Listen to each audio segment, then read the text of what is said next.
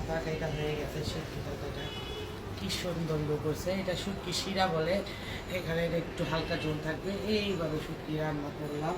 সাথে রান্না করব ইটা মাছ দিয়ে, মিষ্টি কুমড়া দিয়ে রান্না করব। এই যে রুই মাছ, টমেটো, ধনিয়া পাতা দিয়ে রান্না করবো। আরও জিনিস দেখাই আসেন। এই দেখেন আমার একমাত্র জামাই, ও কলিজা ফ্যাপসা খাইতে দিতেছে, কারণ অনেকগুলো রান্না কীভাবে করবো।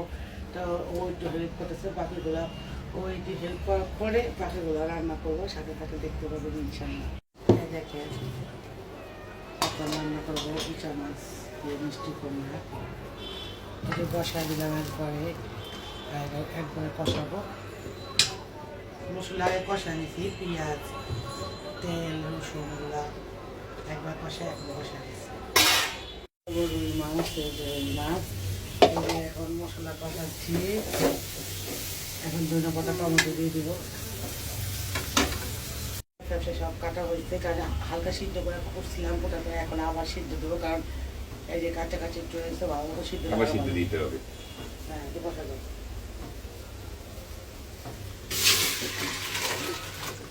এটা আরও সিদ্ধ করবো আমি আর কি, তবে কীভাবে রান্না করে অবশ্যই দেখাবো। এই দেখেন আমার ইচা মাছ দেওয়া মিষ্টি কুমড়া তরকারি হয়ে গেছে, দেখছেন?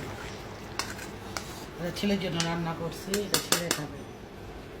দেখেন এই ফ্যাট করে যা এটা ওয়াশ করে, মানে আমি 2-3 বার সিদ্ধ করি, আমার কাছে একটু তিত লাগে, তার জন্য এটাও আজকে রান্না করব।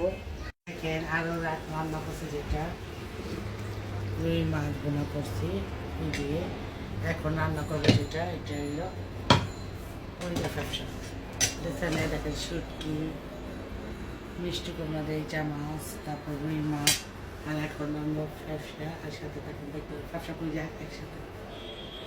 আদা, রসুন, পেঁয়াজ, কাঁচামরিচ, এলাচি, দারচিনি সব কিছু জিরা পাখি রেখে দাও, মশলাটা কষা ফেলছি।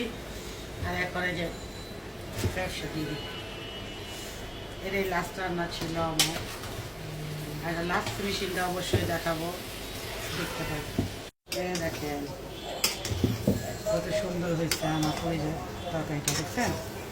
সেই টেস্টি, অনেক মজা হয়েছে না? মজা অবশ্য না খেলে বুঝবো না, খাবো যখন তখন বুঝবো। এবং এখন কমপ্লিট হলো, সেটুকুই আপনাদের সাথে শেয়ার করলাম। এদিকে কত কিছু রান্না করছে, রান্না শেষে এখন ইফতারি নিয়ে বসছি, সবাই মিলে ইফতারি করবো। আর কি বলবো, সবাই মিলে এখন ইফতারি অপেক্ষা রয়েছে, সবাই একসাথে করবো। আর সবাই দোয়া রেখেন যাতে সবসময়